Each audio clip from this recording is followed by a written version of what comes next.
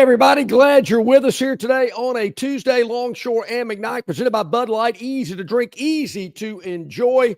Back in network control, Barry and his network control down in Troy. Barry, I got to tell you, I'm pretty fired up this morning, pretty geeked up. Man, I am ready to go, ready to get a good discussion going this morning about a topic that, well, I'm just excited today. Daytona 500 was over the weekend. Oh, no. The Four Nations hockey tournament. We're going to get to that today, too. Oh, yeah. Definitely going to get to that. NBA All-Star game? Is that this weekend? It was last weekend, yeah, just like NASCAR. I feel like we took a little risk yesterday.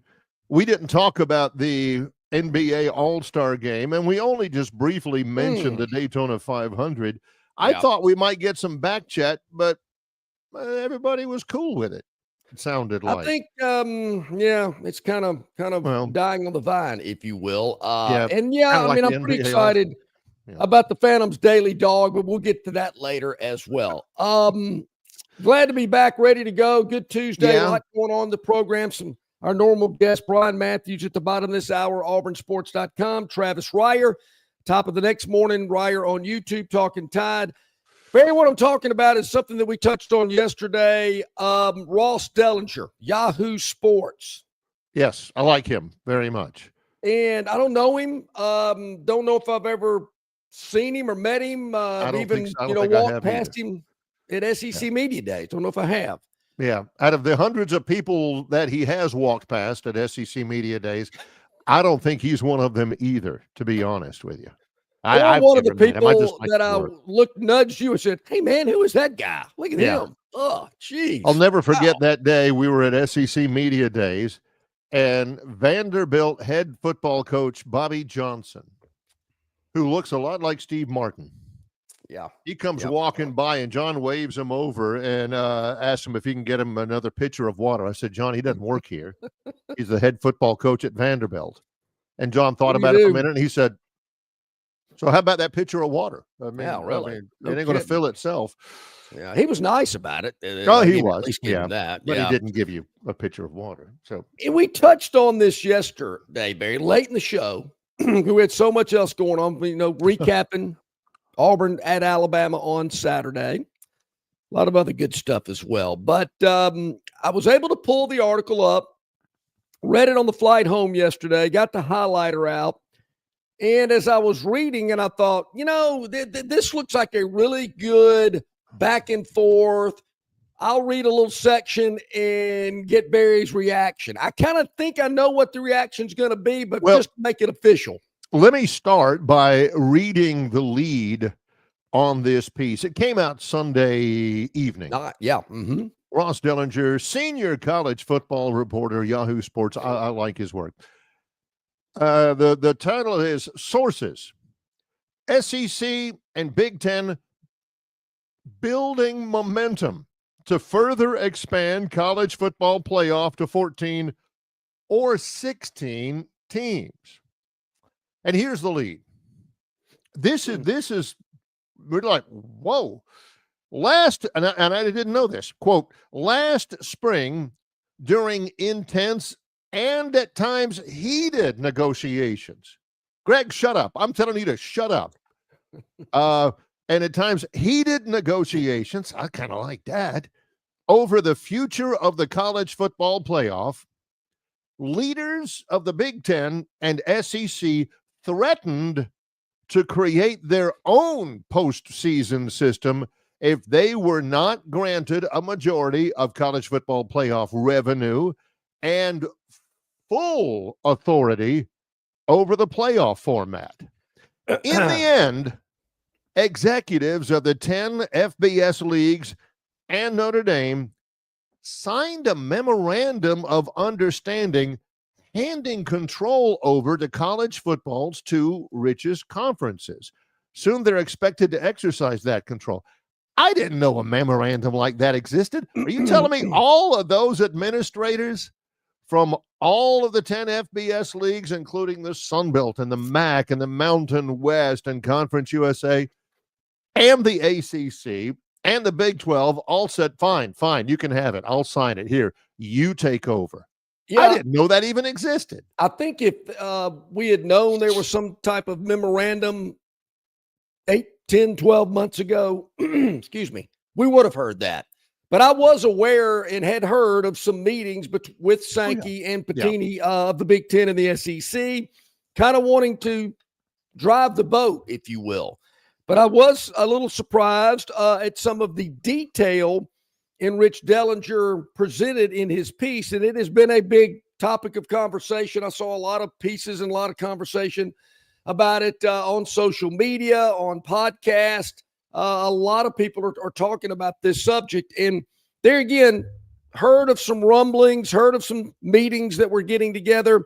Barry, these two will meet again tomorrow in New Orleans. And it looks like this is, they're again moving down the tracks pretty quickly. They'll be in New Orleans tomorrow for the second time in 5 months that these two conferences will get together. There's also a meeting scheduled for later this month in Dallas on the 25th, where these ideas that the SEC and the Big Ten have come up with could be the future of college football. And people are asking, well, what is all this about? Let me throw a couple of these out there and your reaction. I think you know what my reaction is. You've read the piece. I'm sure as you read it, you probably nodded your head and said, oh, yeah, he's all over this. Oh, yeah, I know what's coming here. According to most who have viewed the Memorandum of Understanding, I like that. Memorandum of Understanding. I got to remember that one, Barry. That's a good one. Hey, man, I sent you a Memorandum of Understanding. Don't you remember that? But I didn't understand it. Yeah, I'd never heard that term before. That's a good one. Yeah, last spring, as you mentioned, there again, sole discretion of the future of the college football playoff. Directs him to have meaningful consultation. That's another one I like, and that's in quotes, and input from other conferences before making a decision. All right, let me just stop right there before we move on. Am I being led to believe that the commissioner of the Big Ten and the SEC are going to go, hey, Mountain West, what do you think about this? I mean, really? I mean, see, that laugh, I can deal with the am I being led to believe, which is a classic longshore mechanism, but the little condescending laugh, I mean, okay, the Mountain West, they're asking. That's what clinches it for me. I'll try to control myself. A little nauseous, I'll try to control myself, but I do like that they've thrown that in there. Meaningful consultation, input from other conferences. Okay, all right. And folks, I'm kind of here to read between the lines for you. You probably read this or heard this in a lot of outlets, but they're not going to present it in, longshore ease, if you will. And Barry's here to correct me. That's why I'm kind of throwing it out there. And if I've stepped over the line, please let me know. And I'm a little excited here, Barry. I'm a little excited today because this is something I've been talking about for 30 years. Get your wife to make sure you have a paper bag by you in case you hyperventilate or something. The 14 or 16 team model would grant 4 automatic qualifiers each to the SEC and the Big Ten, 2 to the ACC and Big 12, and 1 to the highest ranked group of 5 champion. It includes 1 or 3 at-large spots. One of 3. Well, it says 1 or 3 because it depends on if it's a 14 or a 16 team playoff. Yes. Hang on just a minute. Hang on. Okay, yeah. It includes 1 or 3 yes at-large spots. Okay. That's right. And I looked at that again too because once I read it, I went, wait a minute, and then I got it. Okay, is it going to be a 14 or 16 team playoff? Of course, one of those going to Notre Dame, as always. The 14 team format. The 2 top seeds receive first round buys. There would be no buys in a 16 team structure. I like that. I like the no buys. I'm a 16 team guy. I don't really understand how the 14 team's going to work. I'm into, 4, 8, 16, 32, 64. That seems to fit better in a tournament format. I like the 16, and I don't like anybody getting a bye. What do you think? I like the no buys. There should be some reward for being, well, one of the like 4 highest seeds. I mean, maybe they get home games or something. That's their main reward. But he writes, in either the 14 team or the 16 team structure, the college football playoff selection committee's role is greatly diminished. Can you just wait until I finish the sentence before you like? Yeah. Okay. Is greatly diminished. The committee, its future, as the memorandum of understanding stipulates, is also controlled by the SEC and the Big Ten. And it would presumably seed 1 through 14 or 1 through 16 based directly on its top 25 rankings. I mean, that's it. That's how it goes. The College Football Playoff Selection Committee, I don't know if it would cease to exist, but in all intents and purposes, it would be. And it's controlled by the SEC and the Big Ten. If you're the commissioner of the ACC, you're thinking, wait a minute. I'm getting my marching orders from the SEC. I mean, I am going up to the head table with my bowl of porridge in my hand and saying, please, sir, may I have some more? And the guy's looking at him and said, you'll get nothing and like it. That's not right. It comes across like that. Okay, but there's more to it. I see where you're going, because I got to tell you, man, I'm sitting there. I read this on the flight home yesterday, and I'm sitting there going, whoa, really? Are you kidding me? Wife's looking at me. Are you talking to yourself? I went, no, I know. I'm just, whatever. All right, how about this? Let's get to the next section. Okay. What? Because I know that we've hit you with a lot early here. How about this? What is ESPN's role? I found this very important. And it says this: another important entity involved in the conversation is the company paying $1.3 billion annually, not through the entire deal from 2026 to 31, annually for the rights to broadcast the playoff. Now, that ain't no memorandum of understanding. That's a by gosh contract signed, notarized whole deal. They're paying $1.3 billion from 2026 to 2031. Although they have not publicly commented, ESPN executives have expressed to at least some college leaders apprehension about a format that provides such lopsided automatic access. As one power broker put it, you are going to alienate part of the country, which is true. I mean, you got the SEC and the Big Ten, basically that one large corridor, mostly east of the Mississippi River, well, at least east of the Missouri River. And those are the only teams that are going to be that are going to be the power brokers in this thing. What about the Big 12? What about the ACC over on that little edge of the country? I don't know. And Greg Sankey, bless his heart, he is an android, number one. I mean, John and I have tried to get a rise out of him for years when we've interviewed him, and he's very clinical. He's very, very a great command of the English language. John's like, wow, I have no idea what he just said, but man, it sounds great. Kind of a thing. But John, he's a godfather. I mean, he's got capos under there. He's got guys to do the dirty work and everything. And he's sitting up there with a white cat on his lap, stroking its head and telling, that we'll make him an offer they can't refuse. And I mean, he's a boss. I get it. People are kind of, whoa, what's happening to these people? Stuart Mandel, I think he's with The Athletic. He had some tweet yesterday, some post that, you're alienating 75% of the country. Well, maybe you are. I don't know. But, between St. Louis and L.A., there's not a lot there anyway. And I'm not sure they're really big college football fanatics as they are in the SEC, is the Big Ten. Plus, you've got the 4 big schools out west that compromise the Big Ten as well. And there again, they get into this in this piece as well.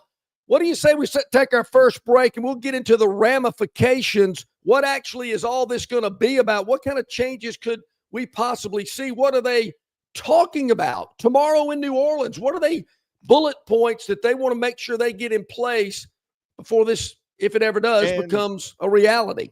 And John's favorite angle on this and any subject, what are we talking about with the money? Give me some figures. Hey, what's in it for me? We are here, of course, with our good friends, Yellowhammer News. Check us out at yellowhammernews.com. You can also check us out on YouTube and Facebook, Instagram, and on X, Spotify. Man, we are all over the place, and we are here for you and your convenience. You can watch us live from 7 to 9 a.m., or you can pull us up anytime at your convenience. Listen on Spotify, watch on YouTube, watch at yellowhammernews.com, watch on Facebook. So many ways to watch us, and we greatly appreciate it. Hit the like, hit the subscribe button. Yep, Kirk Lehman on the chat.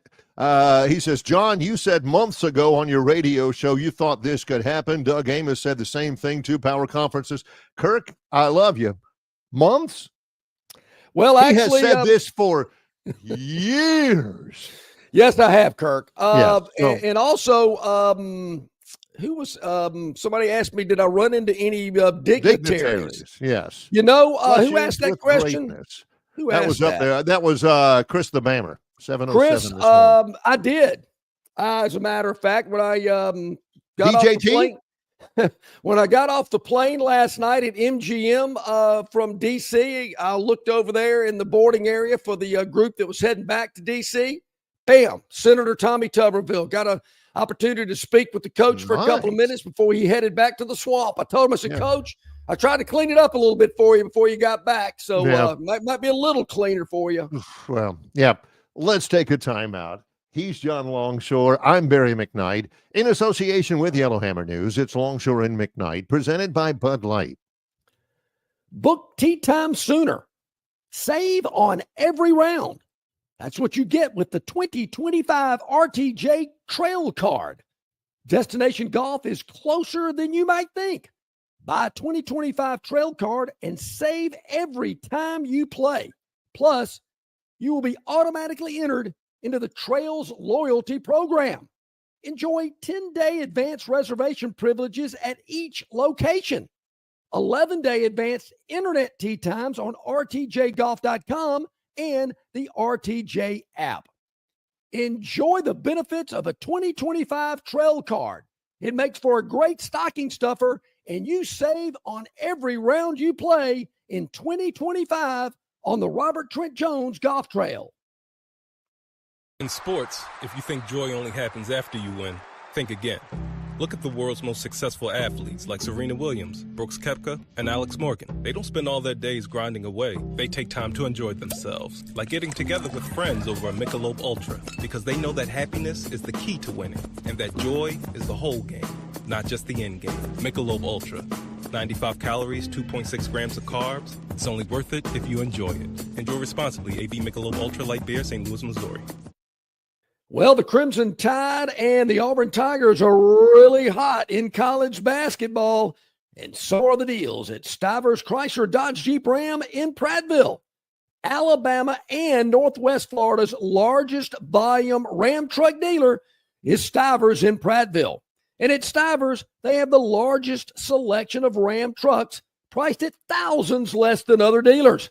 How about a 2025 Ram Bighorn 4x4 crew cab with savings of up to $15,000 off sticker price? Also at Stivers Chrysler Dodge Jeep Ram, they have fantastic savings on the entire Jeep lineup, like the Wranglers and Jeep Grand Cherokees. Head over to Stivers Chrysler Dodge Jeep Ram today on Cobbs Ford Road in Prattville, where Price sells cars and trucks. Okay, welcome back in, everybody. About 19 minutes past the hour on this Tuesday. Bryan Matthews, AuburnSports.com, in about 11 minutes or so. Right. As we move on with this great piece from Ross Dellinger at YahooSports.com, we recommend you go check it out. Yep. The 9th conference game. That's another thing we've talked a lot about over the years. I'm all in for it. Hell, Malzahn have been for years. Yep. Love it. Think it's great. But there's a price that comes with it. Doesn't it always? For a ninth game in the SEC, the conference is requesting $5 million a school annually to play an extra league game. That seems fair. I'm okay with that. 80 million? No, is that right? I think it's 16, a little low. 16 times 5? I think it's a little low, actually. $80 million.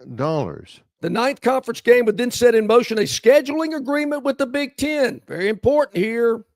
Very important. SEC and Big Ten teams against one another in an annual game to be sold as a separate television package worth annually well into 8 figures for the league to presumably split. Figures? That's tens of billions. 10 billion is 8 figures. Let me read between the lines for you here. If they present 8 figures and get it, it's a done deal. Done deal. They would not. The meeting would all of a sudden become irritating, like trying to putt out on the green with John in the background jingling his keys, because they'd all be trying to make points and then just blather on, and John would be in the background with his pen going, all right, I got mine right here. Full-length pen, you guys can borrow it, okay? Let's go. Come on. I thought this was an interesting sidebar that I heard about that area of it right there. Okay. I know money can control a lot of things and make people make a decision a little easier. But if the SEC goes to 9 conference games and plays a Big Ten team every year, which I'm okay with, no problem at all, still would have the 2 patsies. Okay, I can live with that. Been saying that for years. Give me 9 conference games, keep the big non-con. You can have the 2 patsies. But what happens to South Carolina and Clemson? What happens to Florida and Florida State? What happens to Georgia and Georgia Tech? Yeah. Kentucky and Louisville. You know what I think happens? No, absolutely not. Absolutely not. That will not happen. As opposed to what? Trying to sell your crowd to Kentucky, Eastern Kentucky? Well, they're going to play them anyway. But Kentucky's going to play Michigan. Kentucky's going to play Southern Cal. Kentucky's going to play Purdue. So you got your non-conference. But, hey, if you're not in our big boy league, we're not playing. Now, if you want to schedule them, that's completely up to you. If Florida wants to play Florida State, if South Carolina wants to play Clemson, but they're thinking, whoa, we're making enough money. This Big Ten deal of 8 figures, we're getting $5 million more per team a year. Clemson, you go do your own thing. Don't need you. That's the first time I've ever heard John acknowledge the concept of we're making enough money. I don't think that he has ever voiced that before. And we're making enough. I'm thinking, you said that since when? If I'm the ACC, though, in this deal, I am having some sort of a memorandum of understanding that, look, Georgia's still going to play Georgia Tech. Clemson's still going to play South Carolina. Florida's still going to play Florida State. And Kentucky's still going to play Louisville or whatever. There's got to be that memorandum of I love that. We need to have memorandum. I know, there again, nowhere in this article does it mention that. But I heard, there was saw a lot of this on social media, a lot of people talking about it on podcasts, whatever. And I thought, what about those games? And there again, if you're making this kind of money, and it goes back to why are we helping them? We're making 8 figures playing the Big Ten. We're making another $5 million playing another SEC game every year. We don't need them. Well, what? Speaking of the money, again, circling back to Ross Dellinger's piece in the in Yahoo Sports, the playoffs' new revenue distribution model was agreed upon last spring. Of course, last spring I was not associated with John for that short period of time, so I may have missed that. But as part of that memorandum of understanding, the SEC and the Big Ten each would receive 29% of the revenue each. The ACC gets 17.1%, while the Big 12 receives 14.7%. I don't know what the difference is, 14.7 and just 14.5, or 17.1 for the ACC. Do they have to fight for that 0.1? The remaining amount, whatever's left over, will be distributed to Notre Dame. They'll get about 1% every year, no matter what. And the 64 group of 5 teams will get about 9%. Now, you've got to build a consensus, right? I mean, Tuberville can tell us this. Yep. Politics is all about compromise, right? And the fact that it's 17.1% revenue for the ACC leads me to believe that figure just wasn't like somebody tops of somebody's head. The ACC had to say, no, I don't want 16.5. We'll go 17.5. Yeah. Somebody says, 17.1. They said, sold. Why would the ACC agree to that? Why would the Big 12? What happens if they combine? Yeah, well, no, we ain't doing it. Yeah, because I think they see the power that the SEC and the Big Ten have. I mean, you look at how many of these teams have made postseason. They break that down over the last 11 years. The SEC and the Big Ten have dominated postseason.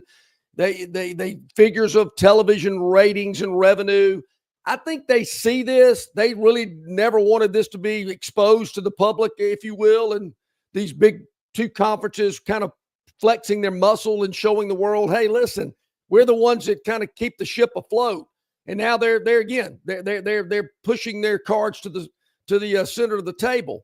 There again, it's all about money. I think it's obvious what ESPN's paying, what ESPN's wanting, better quality programming, hence the 9th game in the league, a mutual agreement between the 2 leagues to play each other every year, which will be a huge bonanza. But Barry, the postseason I find interesting, particularly the conference championship games that they talk about. There's a scenario, we talked about this, adding another game to the conference championship weekend. They're talking about adding games, plural, where your 1 and 2 teams don't play, and 3 plays 6, and 4 plays 5 to see who gets those extra added guaranteed slots. 1 and 2 are in. And number 1 is going to win the conference just by the regular season. Then you have a round-robin conference championship weekend to see who else gets in the college football playoff. Kind of keeping that conference championship model, adding a game, keeping the revenue, but the top 2 teams don't have to play, which is something we've asked for years. Why are they even playing this game? I mean, this team's getting in anyway, and probably the loser will too. So let 3 through 6 battle it out.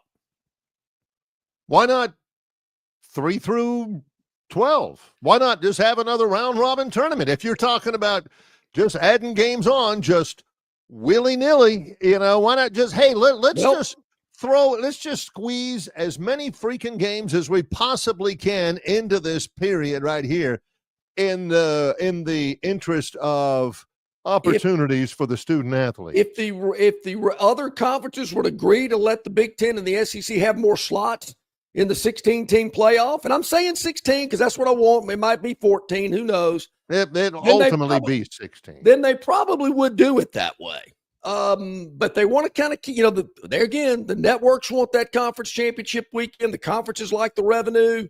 But let's make it a 3 through 6 competition. Let 1 and 2 go ahead and get in with those automatic buys. That's detailed in the article as well, which I think is kind of neat, kind of interesting.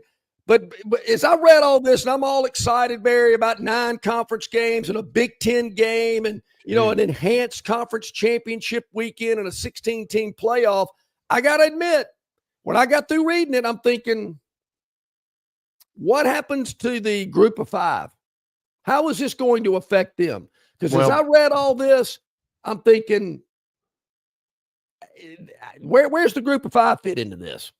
The one of the group of 5 commissioners Da-da-da-da, and I had his name just a moment ago. I think he's the commissioner of the we mentioned it yesterday. The commissioner of the MAC was talking about how college football is making so much money. It's never been more popular. It needs to ensure opportunities so everybody can share in the experience. And I get it. Socialistic. I read that. I know exactly what you're talking about. I get it. But to this article, as I felt for so long, it's all about money. And I know it's an amateur sport, but it's all about there. And there again, how are these schools going to pay these athletes? NIL is killing them. They got to have more revenue streams coming in. And to me, this is all about revenue to ensure the big boys can sustain at a level that they've been wanting to be. I'd love to talk to Brent Jones about something like this, or an AD, one of these group of five, because I'm thinking, where do they fit in? Yeah, we had I think I told you last week, we had an old staff meeting at the beginning of every semester at Troy, and he had a big old PowerPoint about all this. Well, we'll talk about that. But during the commercial break, John and I got to kind of put our heads together and figure out what in the world are we going to talk to Bryan Matthews at auburnsports.com about.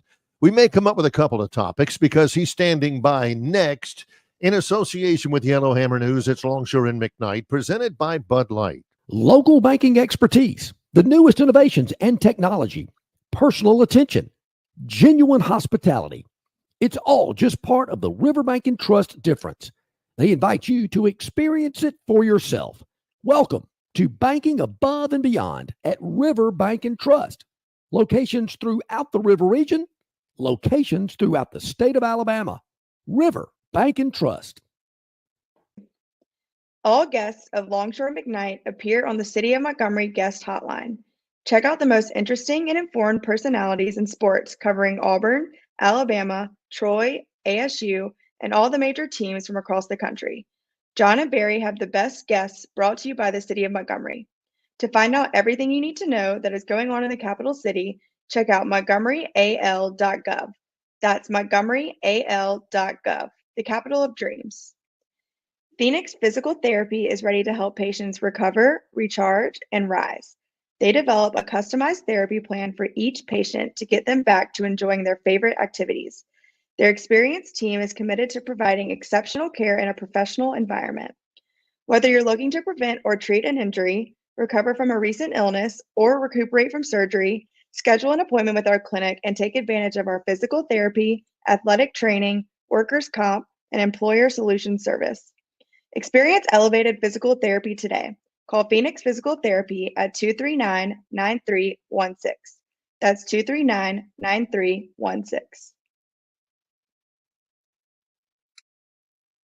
Okay, welcome back in, everybody. Glad you are with us. About 27 minutes to the top of the hour on this Tuesday. Longshore and McKnight, presented by Bud Light, and we welcome in our man, Bryan Matthews, auburnsports.com. Bryan, how you doing today? I'm doing great, guys. Always love to be in and talk a little Auburn sports and other stuff going around, like the new college football playoff format that we're probably going to get here. I would say definitely going to get. Yeah, John has been. I don't know that he slept last night when he's love it, Bryan. That for a year. Christmas, can't wait. A lot of Auburn fans didn't sleep at all Saturday night after the big win over Alabama, 94-85. Anything about that game surprise you pleasantly or otherwise about the outcome, the way the game was played, the circumstances, anything? Well, I thought first of all, I thought Coleman Coliseum was packed out loud, and a really tough atmosphere for Auburn to play in. I am surprised Auburn won, to be honest with you. I thought that series would be split home and home, for both teams. We'll see what happens in Neville here at the end of the year. And I'm really impressed with the way Auburn answered the big runs by Alabama, especially at that 7-ish minute mark of the second half. Alabama goes on a 10-0 run. The crowd's crazy. The coaches, are waving their arms. Everybody's fired up. They got all the momentum. And a freshman, Todd Pettiford, just moseys on down the court and fires in a three. Alabama comes right back and hits a three. And then Chad Baker-Mazzara comes right back down and hits his own three. And then after that, Auburn got that lead back up to 7-8 points. And, I don't think Alabama, really got that much closer after that. No, they didn't. Never led in the game. Tied it up, but never led in the game. And as we talked about yesterday, Brian, to me, I noticed early Alabama looked rattled out of their game, which was to Auburn's benefit. I mean, they took them out quick, scoring 9 quick points. But to me, Auburn was confident throughout the whole game. You just never got a feeling that Auburn got rattled, even though when Alabama came back, I want to say I saw it was a 20-7 run on the screen, and I kind of went, wow, really? Did that just happen? When Alabama tied it up at 68? But even at that point, I just never saw Auburn lose their poise. There were so many times in that game I saw Alabama kind of confused, kind of out of their comfort zone. Yeah. And I think Auburn's defense, and particularly Denver Jones, deserves some credit for that. They really get after it. Denver is a special player, SEC Player of the Week this week. Yeah. And I think the other thing is because of the schedule Auburn played, because of all the close games they've been in, because of the games they've won on the road and at neutral sites and at home, I think there is that poise that they have from this season, right? They just they keep finding ways to win, and that creates a lot of confidence within the team. Brian, I've got 10 jillion books behind me in my little studio here. I like to read the classics. I like to, to see what that's all about. But some of the finest prose I may have ever read came from this latest edition of BMAT's Monday Musings. I know where you're going. I had to poke a little bit in there. Yeah. This is a high point in the English language right here. He says, quote, "It was the Tigers that shined the brightest in the biggest college basketball game in state history. It came amongst the bleep you Auburn and little brother chants, the garbage throwing, and whatever that woman was trying to do to Chad Baker Mazzara that made it extra special. Saturday night's Toomer's corner rolling was pretty special too."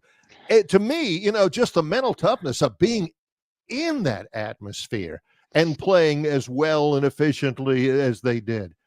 Yeah, it was as compelling as anything. Yeah, I don't mean to, poke too much fun at somebody, but that poor lady became a meme. So she sure did. Yeah, she really did. It's funny you bring that up because one of our guests yesterday knows that lady. Oh, boy. And there again, she's all over social media as well. Yeah. I have seen her. Yeah.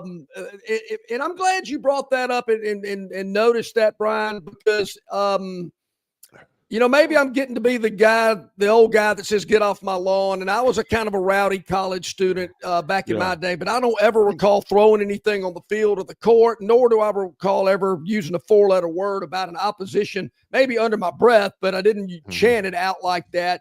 I don't particularly like it. And I think that's one of the things that athletic directors are thinking, that just pushes more people further away from enjoying a in-game experience when they can watch it on a flat screen TV and not have to deal with all that stuff. I know those are type things that athletic directors do not want to see. But I don't know how you're going to stop. The coach can get on the bullhorn all he wants, but it's kind of like people storming the court, storming the field. They're going to keep doing it. Yeah. And the counterpoint, I would say, I think that's just an indication of basketball in the state and how this rivalry in basketball has gone from 3 maybe to a 10.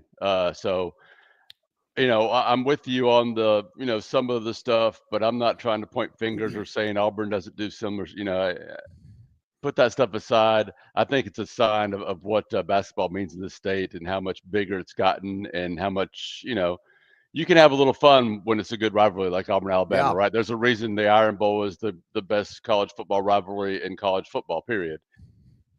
And I think this basketball rivalry can get up there too. Yeah. You mentioned Denver Jones, 16 points. He may have gotten the Player of the Week just because of his defense, which never happens in the Player of the Week stuff and all that. They just simply look at the scoring numbers as well. How much of Alabama's disastrous 3-point shooting would you attribute to Auburn's defense out on the perimeter? Pretty good bit, right? Yeah, I'd say some of it was definitely, maybe most of it, but they also had an off night. But I think once you disrupt something and once something starts to go wrong, then it can build on itself, right? Yeah. And I think Sears was 4-17, 2 of 11 from 3-point. And I think that's right. I think the two he made, maybe Denver was out on the bench resting. I could be wrong on that, but something similar to that. So he had a terrific game matching up against Sears. I'm sure that Mark Sears, who is a great player, He is. is going to know that and come out and try to do better next time, right? So, this is just because Auburn went to Tuscaloosa and won doesn't mean Auburn's going to beat Arkansas Wednesday night. And it doesn't mean Auburn's going to beat Alabama in another 2.5 weeks, whatever it is, when they come back to Neville. The Arkansas game. I like their chances. Well, yeah, but still, the point is, and that's a classic letdown scenario, right? Arkansas late night game tomorrow night, 8:00 and everything. After the huge win that they had, Arkansas. I mean, I've seen them with my own eyes up in Fayetteville this year. They've got some talent, Brian. I mean, it's not beyond the realm of possibility to consider that, right? Two things. I'm not saying this to be mean. I'm saying this to be, hey, just. It could happen, but I think Alabama's in a tougher position going to Vanderbilt. I think that's tonight, right? They play tomorrow night. Missouri. Oh, that's also Wednesday. Missouri. Okay. Yeah. Oh, Missouri. Yes. Oof. Even tougher. You're right, Brian. I mean, I think we were talking about yesterday. I think every remaining regular season game Alabama plays is against a ranked opponent. Yeah, they've got a tough finish. But for Auburn, when you look at Arkansas, they have one of the best wins in the SEC this year. And one of the biggest gains because they went to Kentucky in that game that, we might not here in the state, understand it as much, but you're talking about a guy that was at Kentucky for 15 plus years, 17 years, something like that, taking Arkansas back and, all that. And Arkansas won on that floor. I believe he brought Kentucky to Neville last year, I think it was, and beat Auburn, a good Auburn team. It may have been the year before. So he knows how to win big games on the road, John Calipari. So, I think this is going to be a tough matchup for Auburn Wednesday night, and they're going to have to, again, play well to win, and I expect it to be a pretty competitive game. How close do you think Janai Broome is to being 100%? Oh, it seems like he keeps tweaking it, every other game or so. So I think he's close because you can see him looking a little bit quicker and getting his shot off a little bit better and getting up in the air a little bit better. But I don't think he's quite there yet. We'll see how he looks Wednesday night. But I'd say he's getting closer. I bet he has no free time. I bet every spare moment is in the athletic training room getting treatment with that electrosonic thing and all that kind of ultrasonic thing. Even then, even with that said, Brian, boy, he's a compelling player. He's still playing great, even on basically a leg and a half, isn't he? He really is. I think him and Chaney Johnson kind of carried Auburn in the first half. I think there's some adjustments made, and then Auburn's guards, Denver, Tahad, Miles, those guys kind of, Chad Baker kind of took over in the second half. But he is a double-double machine. He is really good around the basket, has a nice fadeaway, can do so many things. And I think he still leads the team in assists. So that just tells you that Auburn's got some good stuff going on when you got a big like him leading the team in assists. Shifting gears a little bit to football. I don't know if you can speak for this format, but Tighter Insider was on meltdown alert, and it seemed to be centered on some player from Phoenix City named Sadarian Morgan. What can you tell me about him? Alex City, yes. Alex City. He may be the top player in the state. He's a big, tall, fast wide receiver. I don't think he's committed anywhere that I know of, unless I haven't seen that this morning. But I think Auburn's in pretty good shape for him. So I didn't see anything about commitment. Okay, I just maybe some nervousness. I wasn't familiar with this young man, but I was after I read that message board. Geesh. Yeah. Well, I mean, Auburn signed a kid out of there 2 years ago, receiver. So, Sadarian's been to Auburn a bunch of times. So, maybe Alabama has a stronger connection I'm not aware of. I'm not like the full-time recruiting guy, right? But I keep up with it, of course. But I've kind of always assumed that Auburn was a team to beat there. Maybe I'm incorrect on that one. Bryan Matthews, AuburnSports.com. I'll be in Auburn tonight, Plainsman Park. Troy takes on Auburn in baseball. Right. What kind of a team can I expect, Brian?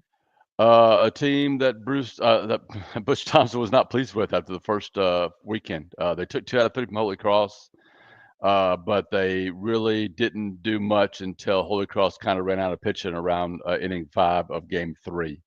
So I think Auburn is a team with 21 newcomers and still a lot of growth that needs to take place. They're not playing close to as well as I think Butch and his staff expected. And he said that they would be underdogs Tuesday when we talked to him after Sunday's game. So I think he has a lot of respect for Troy, ranked team.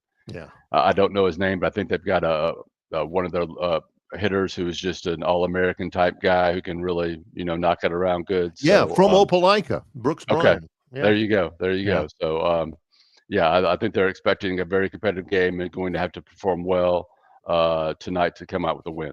Well, of course, we like to feature this every once in a while, and every once in a while, it's kind of in the words of Sting, a humiliating kick to the crotch. I can't believe it was 41 years ago that the soundtrack to Footloose, Footloose itself, the motion picture, 41 years ago, Laurie Singer, I had the biggest crush on her. Why she never lasted in Hollywood is beyond me, Brian. Oh, I mean, I didn't know the Ann Wilson, Mike Reno ballad was a part of that soundtrack. I didn't either, because I know that song from Bachelor in Paradise. We all watch it, sometimes. Almost Paradise. Yeah. So and I had no idea it was those two. I never saw that pairing before, or never imagined that pairing, from back in the day. Yeah. But I did want to get your thoughts. Barry touched on it right when we got to you, and I don't know how much you've looked into it or read in it, but obviously there's a big move by the SEC and the Big Ten. They're meeting again tomorrow in New Orleans. The TV networks seem to be heavily involved with it. What are your thoughts? I mean, do you like it? Do you like a 9-game regular season, a Big Ten non-conference matchup, kind of maybe adjusting conference championship weekend, 16 teams in a playoff? I mean, I know there's a lot to it, but your initial thoughts? I definitely like some of it, and I'm not sure how I feel about other parts of it. I love the 9-game home schedule because you can go 6-3, and that way you don't lose your if you're Auburn or Alabama, you don't lose your two top rivals. So I think that's great for the SEC. And I also like the idea of playing a Big Ten team every single year, home and away, to balance out the schedule. When you got 5 road games, you can get a Big Ten team like a Michigan or a Penn State or Ohio State or whoever in for a home game, which would be huge. And I'm kind of intrigued by the idea of the play-in games, right? 3 playing 6, 4 playing 5. The thing that excites, I guess, that fires me up the most about that is you can take a team like Mississippi State or Ole Miss or, Kentucky, and, maybe one every 3 or 4 years. Ole Miss obviously been more consistent lately, but they'll have one of those years and they'll finish 3rd or 4th or whatever. Now they've got a chance to make the playoff when they do that. So I can see some good in that. I can. I'm not sure how I feel about the, the 4-4-2-2-1-1 type model. That would be the 14, which would be 4 guaranteed SEC, 4 guaranteed Big Ten, 2 ACC, 2 Big 12, and then 1 at large and 1 group of 5. But I probably could bring myself around to it. I'm not totally against it, but I agree with what you said before I came on, John. It is all about money. In this era of revenue sharing, these colleges are trying to find every possible way to earn more money to be able to pay these athletes and also be able to pay for all the other things they want to pay for, like paying a defensive coordinator $2.5 million when another school tries to hire him away. So that is the driving force 100%. And I think there has to be an understanding of what's going on in college football in that respect to be more accepted, be more understanding of what's going on, I guess. One of the things that I did read, I thought was interesting, nothing in stone, but the 3 versus 6, 4 versus 5 kind of play-in game that you were talking about, Brian. My first thought was, what happens to Atlanta? Because I had read in one account that those games would be on campus. Yeah. And I felt all along that the championship games were moving away because the interest was kind of lowering. The attendance was kind of going down across the board. Not as much in the SEC, but definitely much more in other conferences. Right. And if you do that, then you can move the playoff back a little bit and have more teams in it. Although if you have these play-in games, I don't know how that affects that either. But I'm sure they've got a plan somehow. And the other thing you mentioned, Group of Five, I'm all for the Group of Five having their own national championship. I really am. Let their best team play in the big one, and let them have their own. Right? I think ESPN would probably love that. It's more great games for them. And I think people like to see teams playing for championships. I don't know why they would ever give up that association. I mean, for Boise State, it probably. I mean, I get the championship. Oh no, keep that, and also, and also, yeah, okay, yes, I wonder though, and I hear what you're saying, Brian. I wonder though, when this deal starts in 26, if the Group of Five's even going to be a part of it. And by 31, when the contract is up for renewal, right? If they just say, "Listen, this is just about us," that's kind of what I'm concerned about. I just get the kind of sense that they're pushing away from all of that, and this is all about them. Yeah, I think there is a quote unquote memorandum of understanding out there somewhere that nobody's actually seen. That includes Notre Dame is guaranteed a spot. If it's a 14 team and they're in the top 14, they're in. If it's a 16, they're in the top 16, they're in. And I think that also guarantees a spot for the Group of Five, although I can't say that with 100%. Correct. So at least through the next 5 years, I think they're okay. Could be wrong because the SEC and Big Ten tend to do whatever they want. But I think there's also the outrage that would come if they tried to cut them out. That the SEC and Big Ten probably don't want to deal with right now, especially when they're going to push through these other changes. Yep. I don't know the legal standing of a memorandum of understanding. Yeah. But I can tell you, I'm a by gosh subscriber. I mean, I signed my name at auburnsports.com. I have been a subscriber. I can't even remember how long, 22 to however many years. Yeah. Great content. And boy, you guys have got a lot to say grace over. It's a full plate covering Auburn sports these days at auburnsports.com. Am I right, Brian? You are. We got the baseball and all the basketball and softball's 11-0. Wow. Did not see that coming. And of course, recruiting. Auburn got a big basketball commit just a couple of days ago. And then spring practice starts March 25th. So we still got over a month before that gets going. There you go. auburnsports.com, of course, the site of BMAT's Monday Musings, brought to you by Uncle Keith's Red Sauce. Always good, no matter the situation. Brian, we appreciate the time. Thanks a bunch. I want to mention BMAT 25 gets you 25% off that Uncle Keith's order online in the month of February.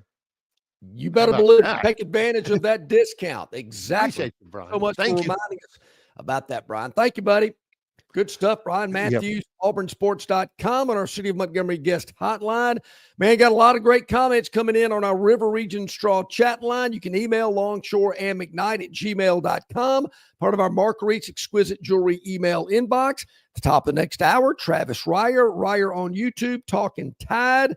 And man, we got a lot of good conversation going on today, and we want you to be a part of it. Yeah, be a part of the show. Access it, consume it however you'd like. Good stuff from Dewey Oxberger, my buddy Neil Armstrong. Kirk has been active as well. Chris the Bammer, all of you, brought to you by River Region Straw in association with Yellowhammer News. It's Longshore and McKnight, presented by Bud Light. Why Hands? At Hands Heating and Air, you get this area's highest ranked service provider with 24-hour repair service, no overtime charges, and their same-day service guarantee. Plus, instead of other companies' 30-day repair warranty, Hands gives you a 3-year repair warranty. Hands Heating and Air is here for you 24/7, 365. And service is not just something they do, it's their way of operating, for you in mind. All of Hands employees are trained to adhere to this standard. They work hard to ensure that this standard is maintained, and they are constantly looking for new ways to better serve you. Call Hands Heating and Air today at 508-5382. That's 508-5382, or find them on the web at 834hands.com. Some days you hit snooze, but not today. Today you have to go on a run to get burgers for the tailgate. You've got to haul something heavy, a cooler stocked with Bud Light. When you've got beer and football, nothing is hard. until the other team scores. Bud Light. Easy to drink, easy to enjoy. Enjoy responsibly. 21 plus, copyright 2024 Anheuser-Busch, Bud Light Beer, St. Louis, Missouri. Don't miss your chance to win big at Victoryland Casino. Play the latest, hottest, most exciting games around with fun bonuses and big jackpots. Don't miss out on your free play. Stop by Player Rewards today and check out this month's exciting free play promotions. Come see why our players keep coming back.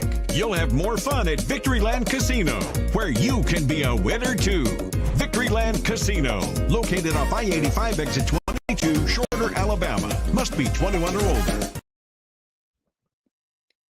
Okay, a couple of minutes to the top of the hour. Longshore and McKnight, presented by Bud Light. Easy to drink, easy to enjoy. You mentioned Neil Armstrong. Is there talk about Nate Oates going to Indiana? I don't see Bruce Pearl going to Indiana. I don't see Bruce Pearl leaving Auburn. I see.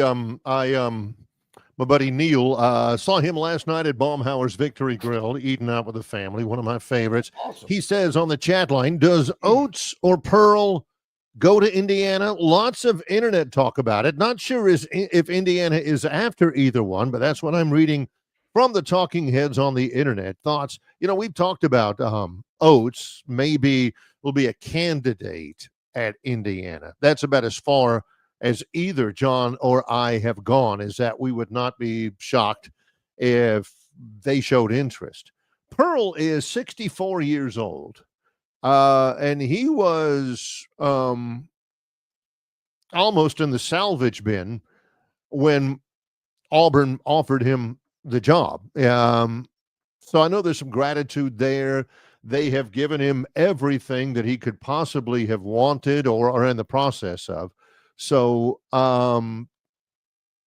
they combined with his age and all that, I don't necessarily think that he's I don't either. That he's a candidate there. I don't even know if Oates is a candidate, but I do believe that they would reach out.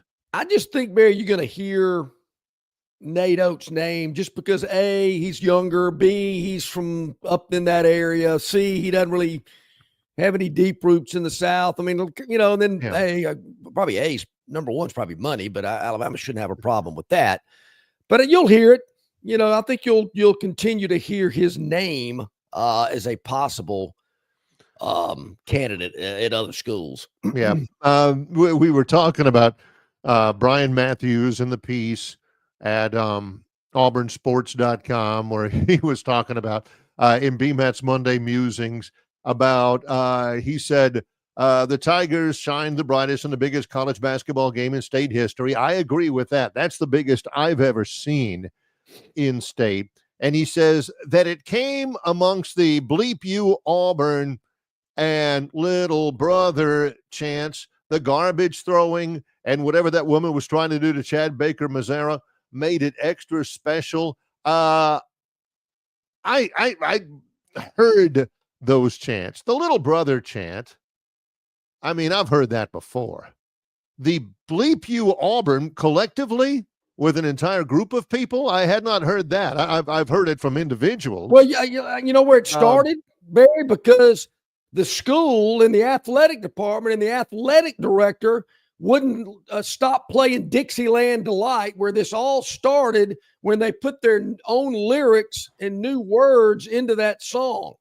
And there's a part in it when they're in the stadium, and for some reason they say something about Auburn. Yeah. And then they'd be cute and say, well, you know what? We'll just, when it comes to that point, we'll just blank it out. We'll turn the volume down, put something else on the screen. How stupid do you think these kids are? They are in college. They're going to figure it out.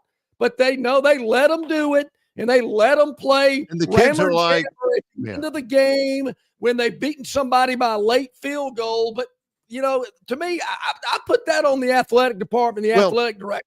Just stop playing it. You're a father. I'm a father. Well, little kids, they're going to test the limits. Okay, Sure, we're going to say this and see what Dad has to say.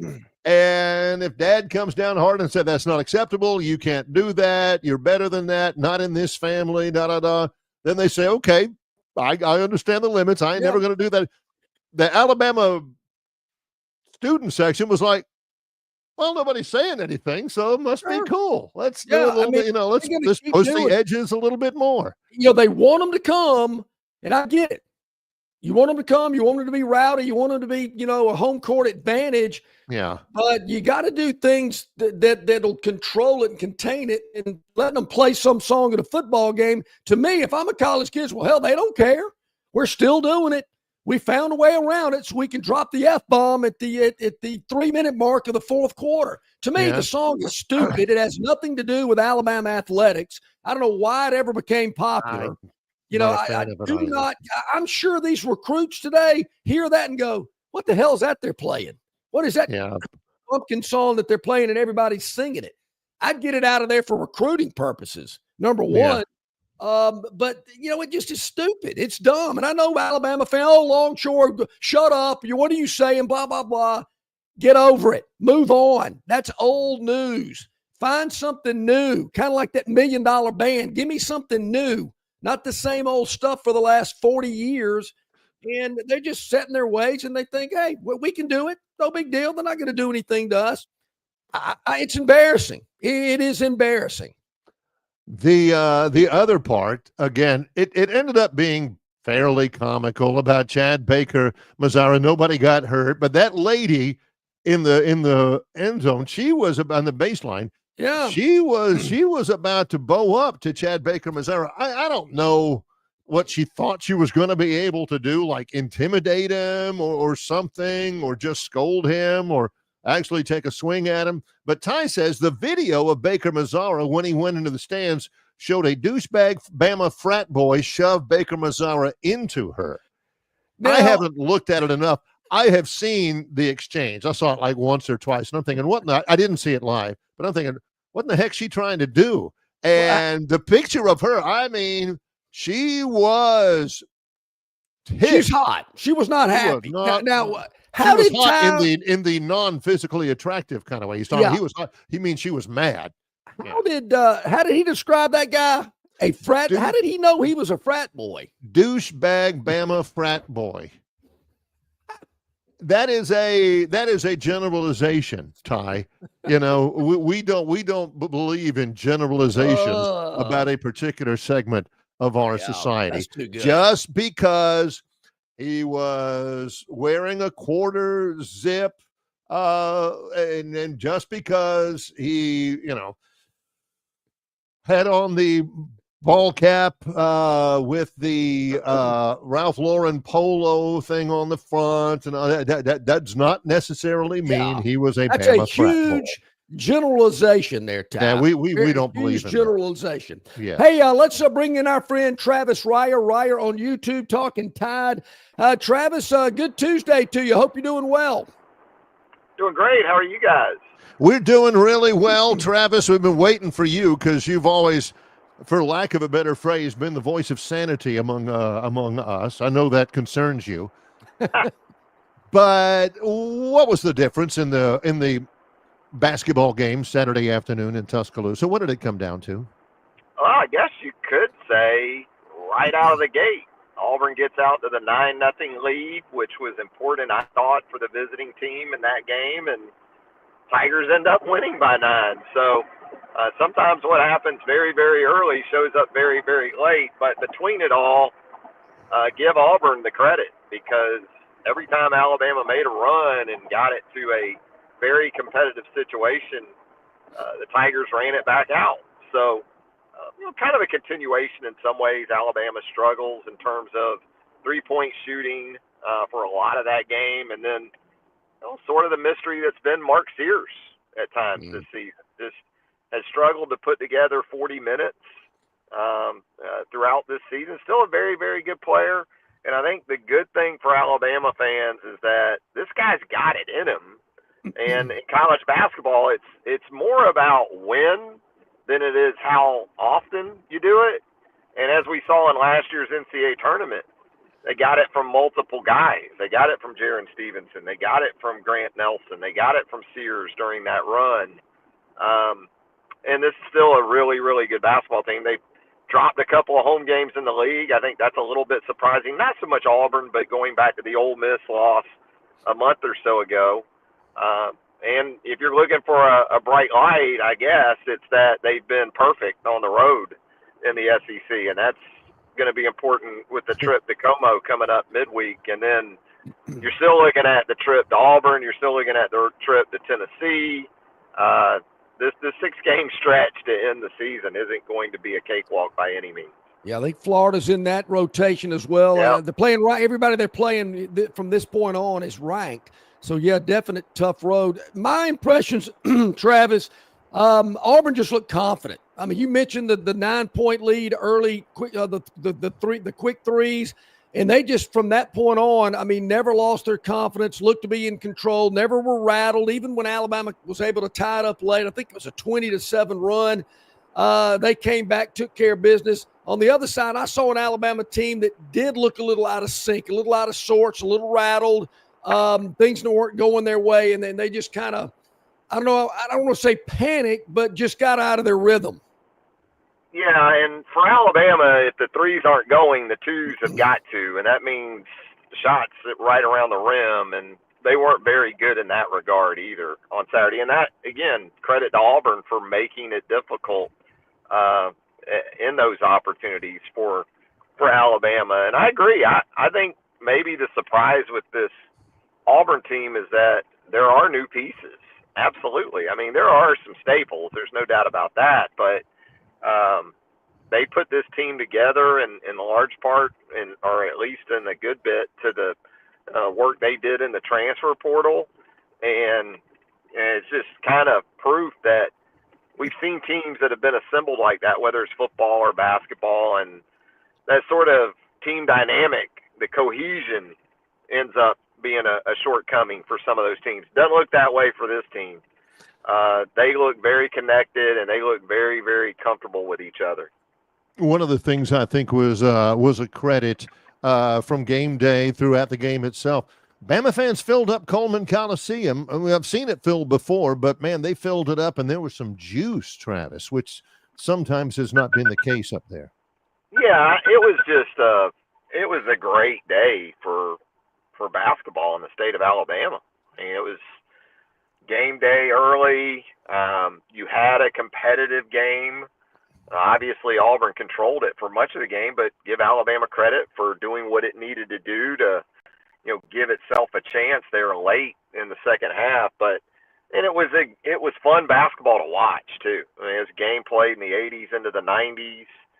We think back to 10 years ago in this league, that wasn't the case very often with SEC basketball. So not just for the SEC, but more so for the state of Alabama, it was a really, really good day. We mentioned the stretch run just a moment ago, ranked teams here on out. I mean, I saw earlier where Alabama's still projected as a number 1 seed, but, man, I would agree with that, Travis. If they can get through these remaining regular season games, maybe just dropping 1, maybe 2, but, man, that's a lot to ask for who they've got left remaining through the rest of the regular season.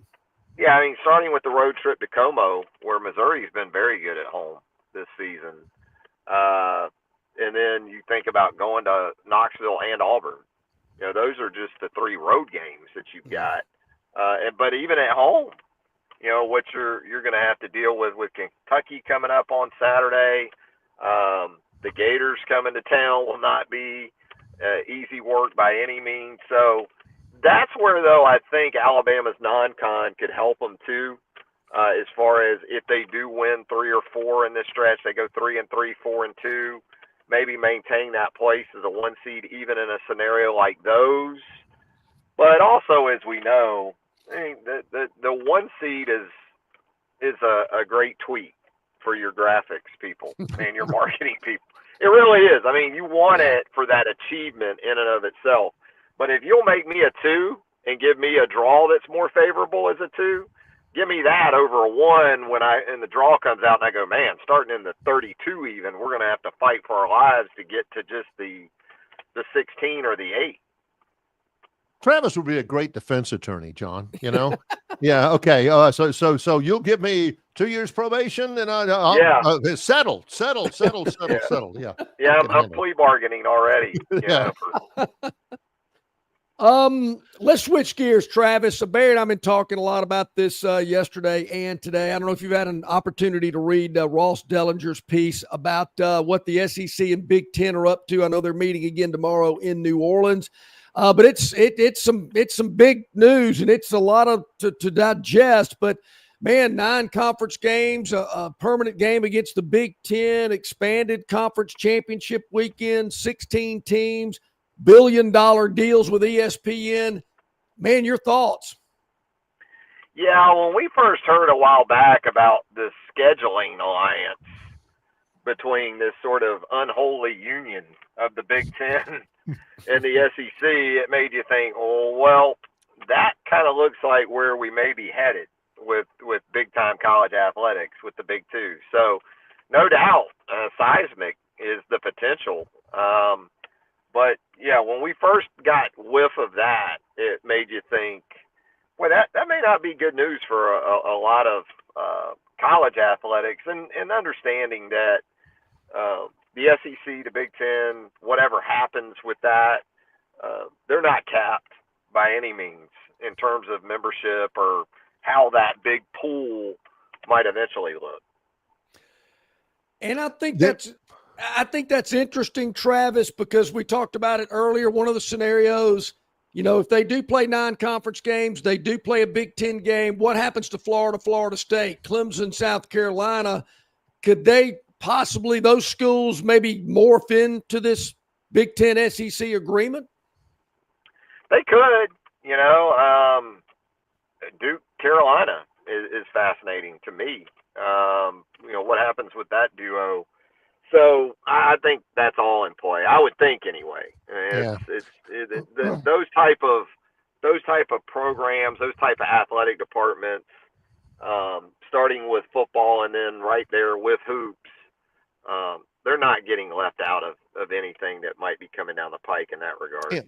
See, back in the olden days, in the old country, I mean, it would be instead of memorandums of understanding, like Tony Petitti's daughter would marry Greg Sankey's son, and they'd unite their houses, and you'd have the athletic director at Georgia Tech's son would marry the athletic director at Georgia's daughter, and you'd have all that kind of stuff.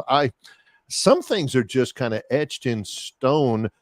I kind of like that. Is there any sort of momentum or any sort of a thought that I like things the way they are right now? Let's not change it. I mean, I think it's fine. And everybody, including my co-host, is just pushing for change all the time. I'm happy the way it is. You? Yeah, I didn't have a real problem with the way things were, but I think that ship has sailed for us. Barry. And right. I'm not a anti sort of expansion and change and all those things. But I do like it when there's some semblance of a plan, and it feels like at this point that's not what we've had. Well, I think if there had been more of foresight and getting out in front of this stuff, we might feel a little better about it, but it just feels like it's kind of off the rails as much as anything.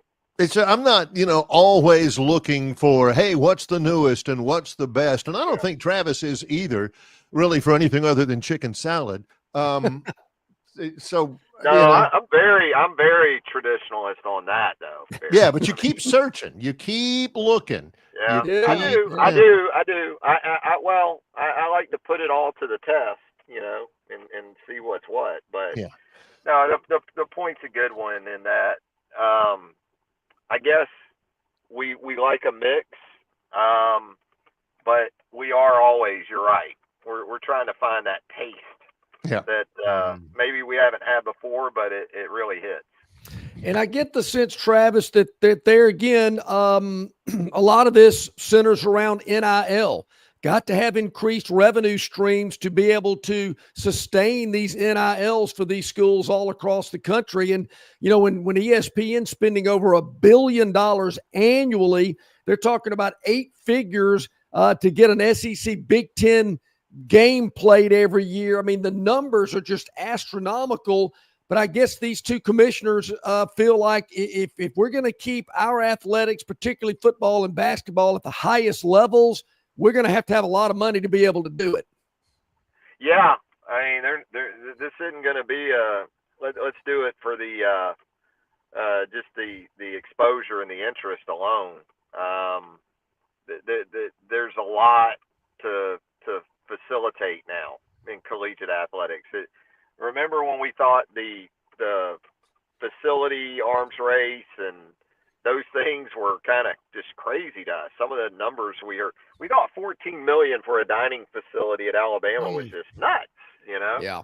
And, you know, now we might be looking at putting a sponsorship name on the dining facility at some point, you know, the dining facility brought to you by Hormel or something. I don't know. Something. Ooh. Yeah, that's kind of where we're at. Everything is money driven, and NIL is certainly going to be a big part of that, or revenue sharing, or whatever we're going to have.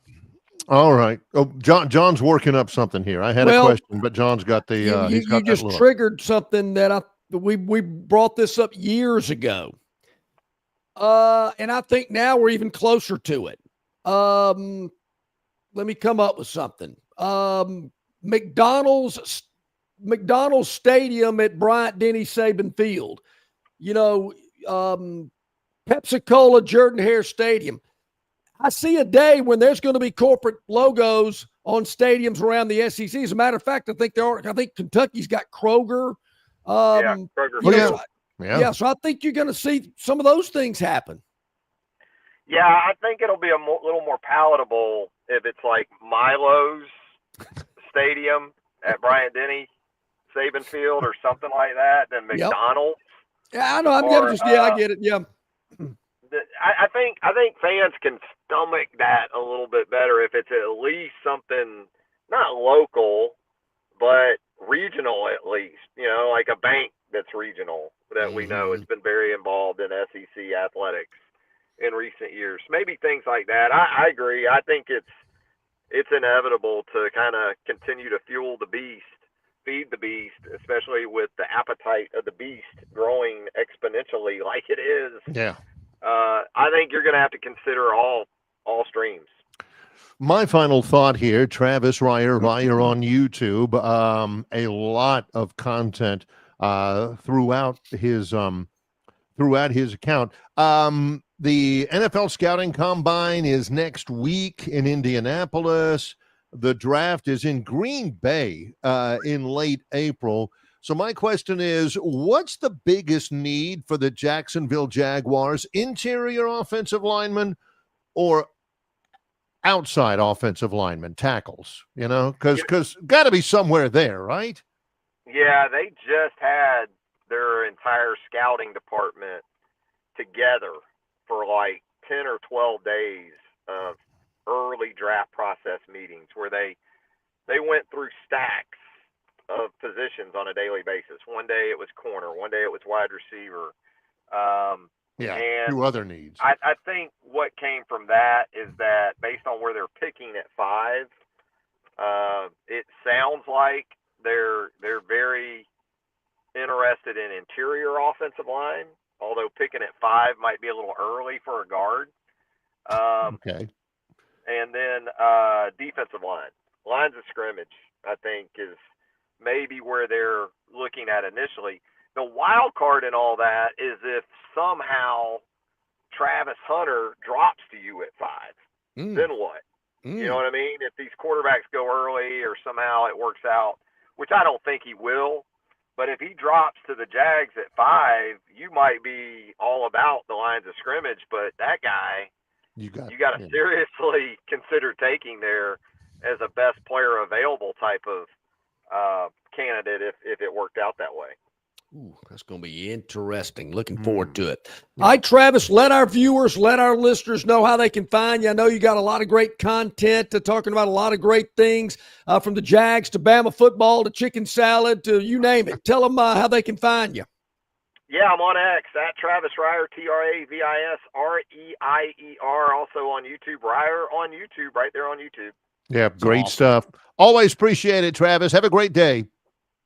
You guys do the same. Thank you. All right, thank you, man. Great stuff, Travis Reier on YouTube, talking with us here today on the program. So, what do you think? We kind of laid it out there to you about maybe where the future of college athletics is heading. Obviously, it's heading toward big paydays, billion-dollar paydays, which is amazing to me. Never thought I'd see that. But not only have you got to have NIL collectives, you got to pay coaches, assistant coaches, all those things as well. What does the just Joe Q public think about all this? I mean, man, the big money of college athletics. Also, help me out with this. I'm on a group text with a bunch of guys, all of whom are viewers of the show. Mm-hmm. And somebody texted me, I guess it was about an hour ago, and said, all it said was, with a group of us, all it said was, thank the Phantom for me. Oh. And then a bunch of other guys had that thumbs up emoji, thumbs up emoji, thumbs up emoji, the little that emoji, and all that kind of stuff. What's all that about? Goodness Well, gracious. maybe they're talking about Phantom's Daily Dog, and we'll get into that when we come back from our next break. We'll recap what we had. We'll look ahead to what we got coming up. Also, the Victorland 777 topic wheel. We'll get that going here. I know Chris is excited about that. We got a lot of good topics on the wheel to discuss today as well. So we'll do that when we get back. He's John Longshore. I'm Barry McKnight. In association with Yellowhammer News, it's Longshore and McKnight, presented by Bud Light. Okay, joining us now, Brian Reynolds. He is the director of golf at Cambrian Ridge in Greenville on the Robert Trent Jones Golf Trail. And hey, Brian, I know we've had a lot of rain. Weather hadn't been very cooperative, but that still doesn't mean that our listeners and our viewers can come see you to pick up those trail cards and also all of the new merchandise and equipment that's arriving in your pro shop.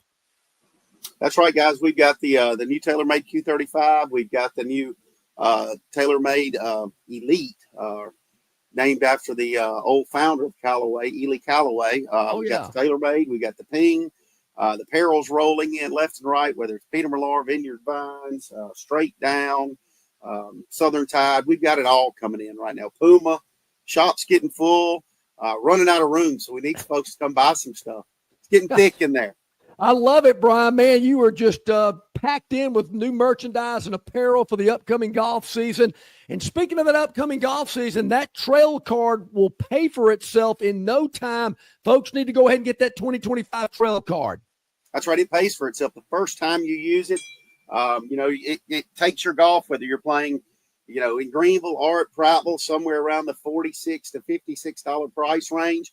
If you walk in here without one in our prime season in the spring, we're going to hit you for $125. So, you buy the $50 trail card, pay your $56 for golf. It's still cheaper than walking the door and not having one. So if you're an Alabama resident or live within 2 hours of any trail facility, make sure you get that card, stash it away in your wallet, take a picture of it on your phone so we can give you that discount. And hey, the caveat on top of it is you gain points every time you spend $1 with that trail card, whether it's food and beverage, golf, merchandise. You gain points, and for every 500 points, you get a free round of golf. So, if you're looking to buy a driver, irons, rangefinder, shoes, buy it with us. You get points, and you're going to get a free round of golf. If you buy a driver, you get a free round of golf right then, $500. Yeah, that is awesome, man. That is fantastic. So, for more information, go to rtjgolf.com/Cambrian Ridge. Or better yet, just go by and see them there in Greenville. What's your phone number for more information and to book that tee time when this weather gets a little better?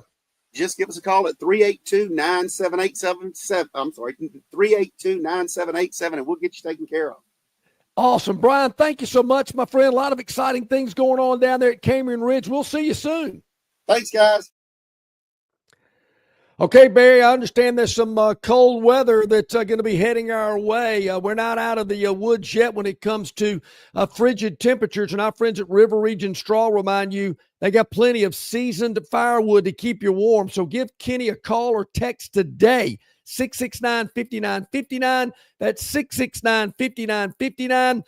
They'll deliver it for you. They'll stack it up for you, or you can go to one of their locations and pick it up yourself. It is up to you, but he's got plenty of seasoned firewood for you. Also, that premium long needle pine straw, he's got that for all of your landscaping needs that you might need. So Give him a call, 669-5959. That is River Region Straw. I think they're making a delivery to the Phantom Enterprises later this week as well as firewood. It's getting cold over here, Barry, but not when it comes to the Phantom and his selections for Phantom's Daily Dog. The Phantom is, he's got a little extra money. Doesn't take much. A little extra money to splurge on a little seasoned firewood or, a few more bales of straw over at Phantom Enterprises because it's been going pretty good over for the Phantom. Can't especially complain. over the last 24 hours. But it's a daily grind, as they say. Well, maybe not a grind. I mean, it's a pleasure. But yeah, last night, Bear, we had Arizona at Baylor. It was a late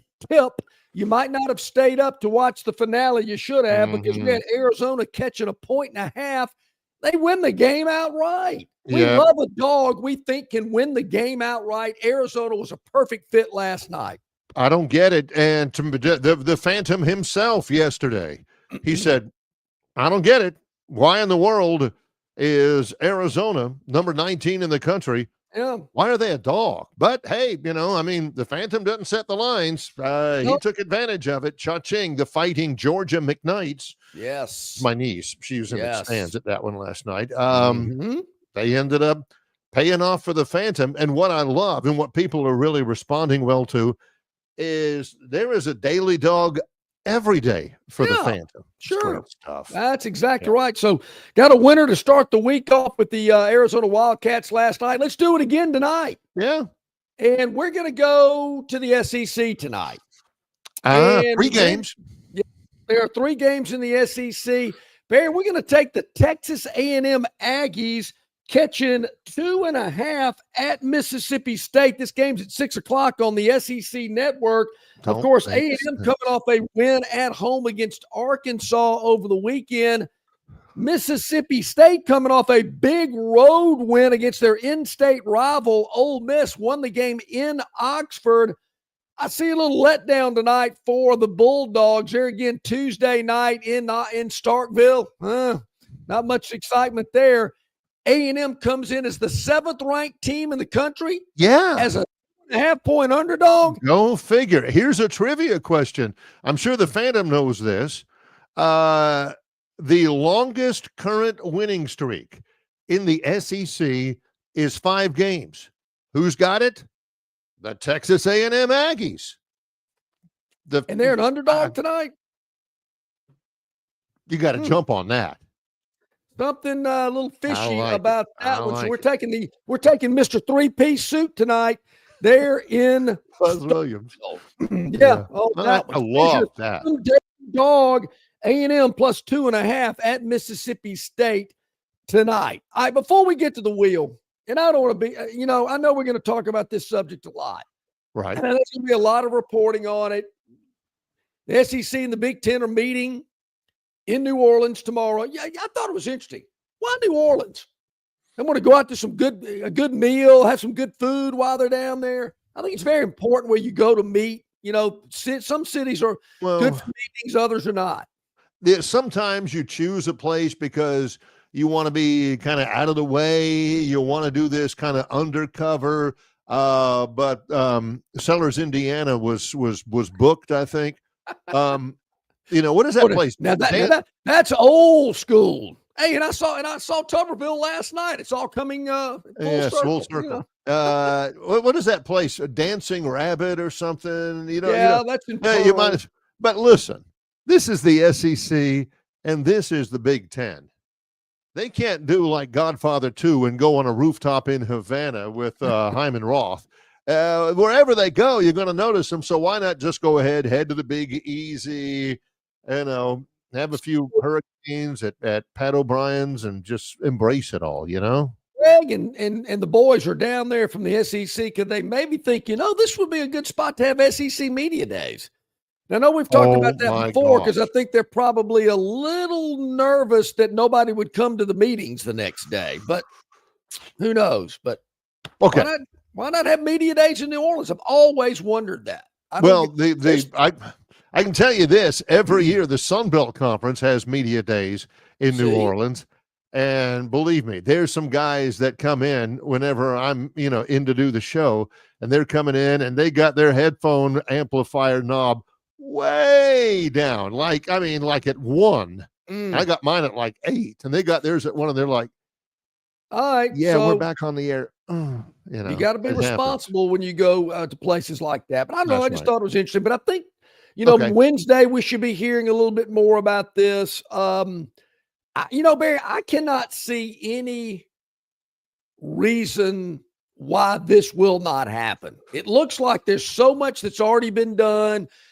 These agreement deals and whatnot. I mean, the ACC and the Big 12 know what percentage they're going to get. Notre Dame knows what they're going to get. It's really like, listen, we're getting 4 in whether you like it or not. Well, okay, if that's what you guys want.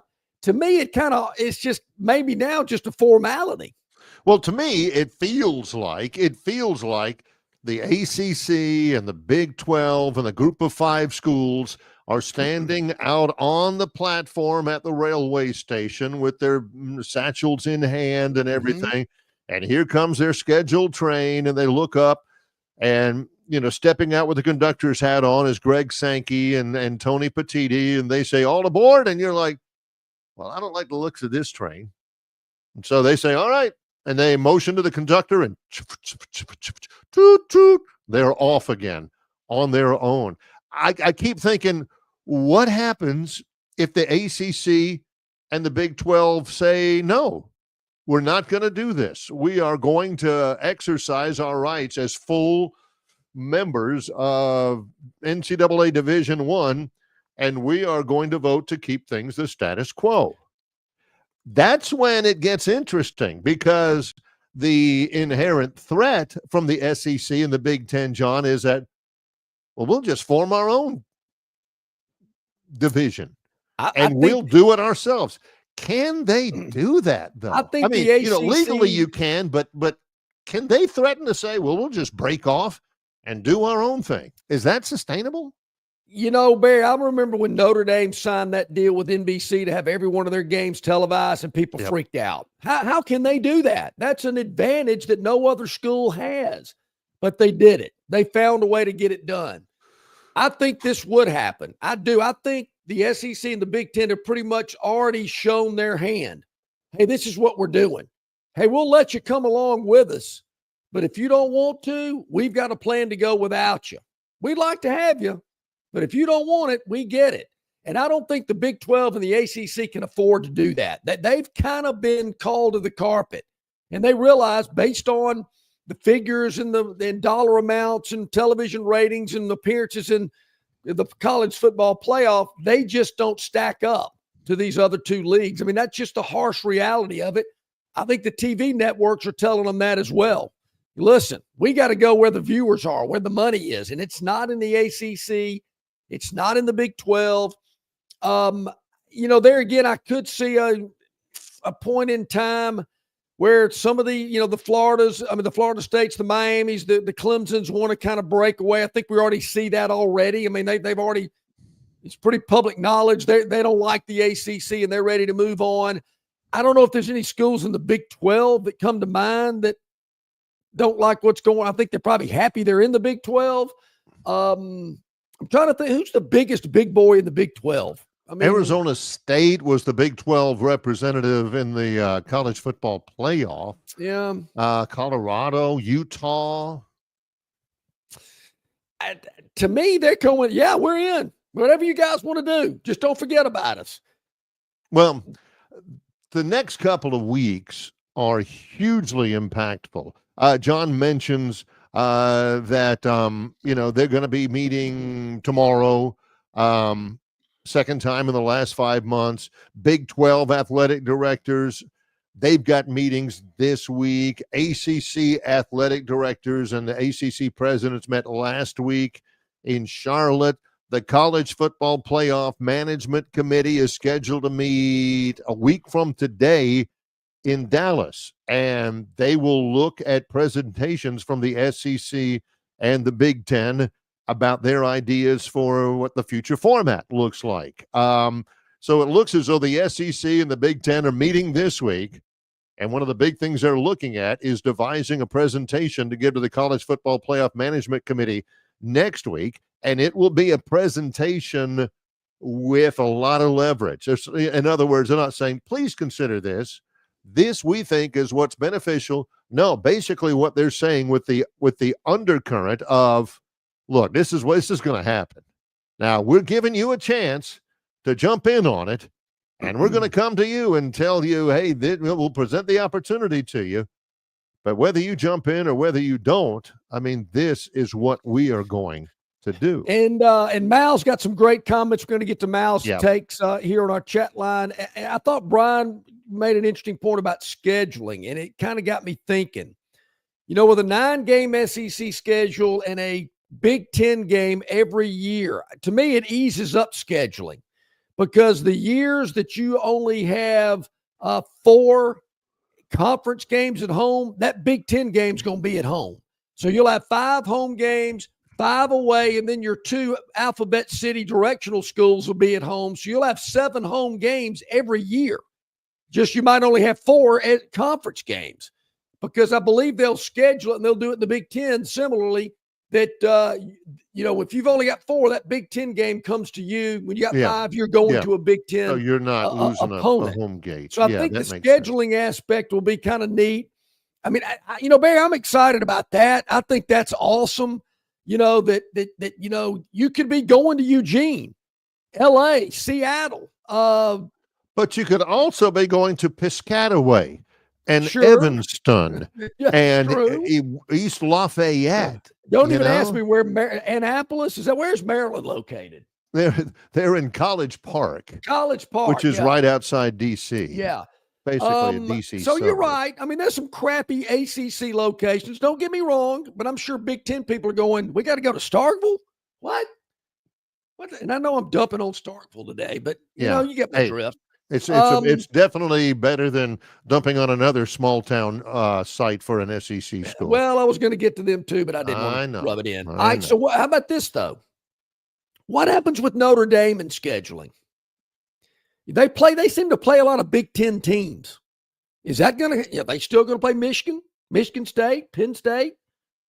Do they want any part of the SEC in their scheduling? I mean, they played LSU a lot. They played Vanderbilt a couple times. They played Georgia in a terrific home and away series. Barry, there's always give and take. There's always give and take. It just hit me like a hammer. If we go to this new model that they're discussing, I'm going to be the first to tell Bama fans, you can write off that home and away with Notre Dame. Not going to happen. Not going to, as much as I hate to say that home and away regular season series, not going to happen. Not going to happen. That doesn't make any sense. How about this in terms Boston of why College, home and away, not going to happen. With the ACC, why would they play ball? Theotis says he says, first of all, he says the Big 12 is really a one bid league. They will sign that one bid league. They'll sign off. The new college football playoff deal expires in 2031, which is the same year that ACC schools like FSU, Clemson, and North Carolina can bolt. The ACC might want to play ball. It's interesting because the college football playoff deal expires in 2031, which is it's Tobias. I'm sorry, I said otherwise. And Theotis, it's Tobias who says this. He says that's the same time that FSU, who is currently suing the ACC, and Clemson and North Carolina can get out of there. So the ACC, in order to keep their constituency, might want to play ball. Tobias is exactly right. In this whole scenario, Barry, there's 3 schools, and I'm probably missing a few, but 2 in particular, 3, but I'm going to say 3 that really don't like this. Don't like it a bit. Clemson, Florida State, and I guess Miami. They don't like any of that. And those 3, I think, would love to get out of the ACC and get into this thing. But I don't see the SEC welcoming those schools into the league. There again, I still think they want North Carolina. I'm not sold on Virginia. I know they want that footprint and whatever, but UVA just doesn't float my boat like North Carolina does. Notre Dame possibly, I don't know. I think that's a long shot. But, yeah, I think 31 is huge. But between now and 31, I get the sense Florida State, Clemson, and Miami just might have to bide their time until the deal runs out in 31. But by saying bide their time, there's going to be some behind-the-scenes fact-finding, right? Hey, we're ready to jump when it gets to 2031. If we jump, we got a landing spot here. We're not going to just jump and say we're out of the ACC and then start looking around. There's going to be some behind-the-scenes smoky room dealings that'll be taking place before then. Interesting. Let's take a break right now. Let's do it. Also interesting, the Victoryland 777 topic wheel. We'll hit that a couple of times when Longshore and McKnight continues, presented by Bud Light. Hey, joining us today is Mary Ann from Marguerite's Exquisite Jewelry, 8163 Vaughn Road in Peppertree. And it looks like Mary Ann's in the repair shop there at Marguerite's, which is very important because Mary Ann, from time to time, a bracelet or a necklace or something, might break or something might happen. And you have a full service repair shop there at Marguerite's. We do, definitely. Yeah. Don't worry. I'm not going to be the one to repair your jewelry, but I am in the shop today. So I've got all the tools around, and we really do. When they say we make it, we really make it. We do at Marguerite's. We have 3 in-house jewelers, which is amazing. Custom engraving machine, laser engraving, hand tools, you name it, 3D printer. And I hear that your wife may be in need of us pretty soon. Yep. We were out of town, and she was taking off a sweater, and her necklace got caught, and it broke the chain. I said, honey, no sweat. When we get back home, I'm taking it straight to Marguerite's. They'll have it repaired in no time. Definitely, yes. Sweaters, long sleeve shirts, or gosh, like a toddler, whoever. A chain sometimes gets pulled, and we can do it in-house. I've had so many people come in to Marguerite's and just say, I need a new chain. I broke mine. I'm just like, well, you can get a new chain, but we can actually repair it here. We've got torches and laser welders and so many different things to fix those chains. And so, just bring it. We can fix it up in-house, which is great. It's not going anywhere. And we can also size those rings up. Or my mom broke a bracelet. I never took it off, and she had to have a little medical procedure, and it's like hanging on by a thread. So I carried it with me today to get it fixed. So you snag something, don't worry. We can get it knocked out and fixed at Marguerite's. Open 7 days a week for your convenience there in Peppertree on Vaughn Road, 8163 Vaughn Road. Mary Ann, I'm telling you, I'm bringing that necklace as soon as I get back in town. Thank you. Thanks, guys. Yep, for jewelry repair, I'm heading out there today. Barry, the little lady, had a little snag on a sweater. Ooh, that'll happen. It'll happen. All right, you mentioned it, the Victoryland 777 topic wheel, locked and loaded, and I think we got some really good ones today. A couple of them really caught my attention. I'm really looking forward to seeing what we got. All right. So let's go ahead and take a spin, take a whirl, and let's see what we come up with today. A lot of good colors here today. All right, Trojans. That's simple enough. Troy, what is going on after a long road trip? They're back home for a while. Yes, for a week anyway. Next week, I'm just going to go ahead and tell you, every show next week for me is going to be on the road. All 5 of them, I'm going to be away. Well, today for the Trojans in baseball, Troy is at Auburn. The number 24 Troy Trojans take on number 25 Auburn in Auburn. I'll be there tonight. It is at 6 o'clock. It's on the SEC Network.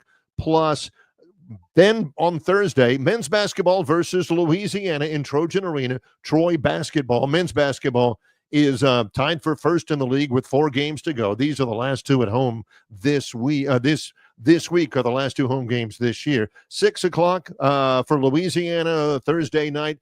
$3 general admission tickets. Free youth tickets, age 12 and under. Just go to TroyTrojans.com/promo and use the promo code YOUTH. And then on Saturday, Troy baseball opens a 3-game home series against Northwestern State. And then 3:33 men's basketball in the regular season home finale against Coastal Carolina. That's at 3:33 in the afternoon. $5 general admission ticket as well. And on Saturday, it's Trojan Mardi Gras. Free food samples from sponsors, a lot of great lineups. Plus, Troy Power Tee Mardi Gras beads for the first 2,500 fans. And it's senior day as well. Tickets at TroyTrojans.com/tickets. There you go. Perfect. Absolutely love it. Let's move on to our next topic. On our Victorland 777 topic, Will, and see what comes up next. I love it when John does. What comes next? I should have been a game show host. P and C. What could that be? PNC. It pains me to say this. What about pitchers and catchers? Let's just go ahead and let everybody know. Yeah, I was thinking peaches and herb. Okay, I don't know. That's entirely different. Pitchers and catchers. Yeah, Major League Baseball pitchers and catchers are there. Pitchers and catchers. I mean, everybody is there. Now, one of the first series of the year will be the Cubs and the Dodgers. I think they play in Japan to open up the season. Cubs and Dodgers end up playing today out in Arizona. The Braves, their next spring training game will be against the Twins on Saturday at noon. So everybody's there. Everybody's set. It's that time of year, one of the most underrated experiences in sports, and that is spring training baseball. It is the best. Nice. I'm going to have to just take your word for that. You'd enjoy it, because, the pennant's not hanging on it. You sit back there, nice sunshine. You got the palm trees in the outfield and the Grapefruit League in Florida, frosty Bud Light to help cut the dust of the day. And, just it's more relaxed, kick back, huh?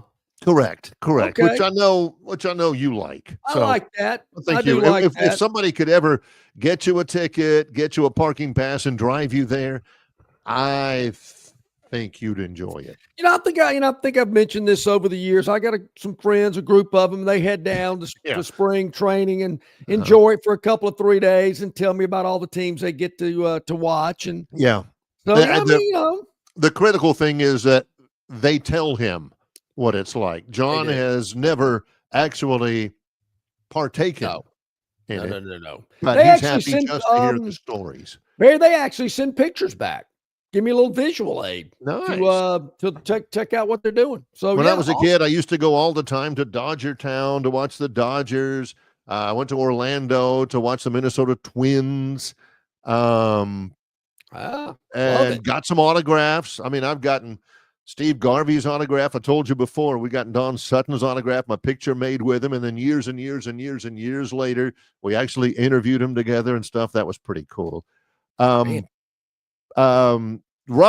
a couple of weeks ago, he was ready to fire Scott Cross. He says the Trojans are in a 4-way tie in first in the Sun Belt with Arkansas State, South Alabama, and one other team. Who is it, Barry? It is James Madison. Madison. Yeah. I think Robbie was just exerting some tough love. We've been known to do that before as well with some sports teams around. So I don't know. I don't want to speak for Robbie, but I'm just going to take I'm going to take a shot. Tough love. That's paid off for you, Robbie. They're in first place. One more note about PNC. I can't read this person's font, but he says 200 games a season ain't enough. Spring training is different, though. I mean, you got guys out there wearing number 91, and you got catchers out there wearing number 76 and stuff. It's I can't read what that guy is either, but I'm with you, buddy. Isn't 163 too many? I mean, gee whiz. They got to play. Bino Cook was talking about the Iranian hostages coming back and getting free major league passes for life. He said, haven't they suffered enough? Probably the best line in the history of Earth. That is the best one I've ever heard. It was painful for John because he kept thinking, why didn't I say that? Barry, every year on opening day, one of the first things I think of, I go, these guys have got to go through this 162 more times? Really? Yep. Mm-hmm. Oh. It's the best. Best. And now Tobias says, go Dodgers. I've still got my Go Dodgers Vin Scully microphone here on my desk. Yeah, right. All right. Oh, man, that's awesome. Nice. Cool. All right, Gern, let's spin the Victoryland 777 topic wheel yet again on this Tuesday. And where will it fall? Man, I bet Spring a leak? Is one of them spring a leak? It is. Okay. Yeah, 9 seconds. Barry, I don't know if I've ever been as proud to be an American as when I saw the national anthem being played in Montreal at this hockey tournament they're having. In these Four Canadians, Nations hockey tournament, yes. Yeah, 4 nations. I can't even tell you the other 2 nations are. I don't care. They're Russia playing the and national Finland. anthem. Yeah. Place is packed. These Canadians think they're going to get cute and boo while the national anthem's being played, and our guys were not going to have any part of it. The second the whistle blew, it was like slap shot. Gloves coming off, asses getting kicked. 3 fights break out in 9 seconds, and I almost got a tear in my eye. I thought, beautiful. That's what this country's all about. And Canada, you keep acting like that, you'll be the 51st state before you know it. That's right, and you'll like it. No, I don't know. Some of my best friends in the world are Canadians, and yeah, he's right. It was Finland, Sweden, the United States, and Canada. It's just I don't know what it is. The Canadians. I guess it's some of the chatter about, adding Canada as a 51st state. Of course, that's not going to happen. I just think it's funny and everything. But booing the national anthem? Come on. No. No. But I love how our guys said, we ain't taking this. We don't care. We're here in Montreal. Don't care. There were 3 cans opened up in 9 seconds. 9 seconds, 3 separate fights. Last time I saw 3 cans opened up in 9 seconds, you were with your buddies and the football game was about to kick off. Yeah, no kidding. But this international hockey stuff, it's like the NHL. The refs are sitting there. They can't find their whistles. They're just letting these guys go at it.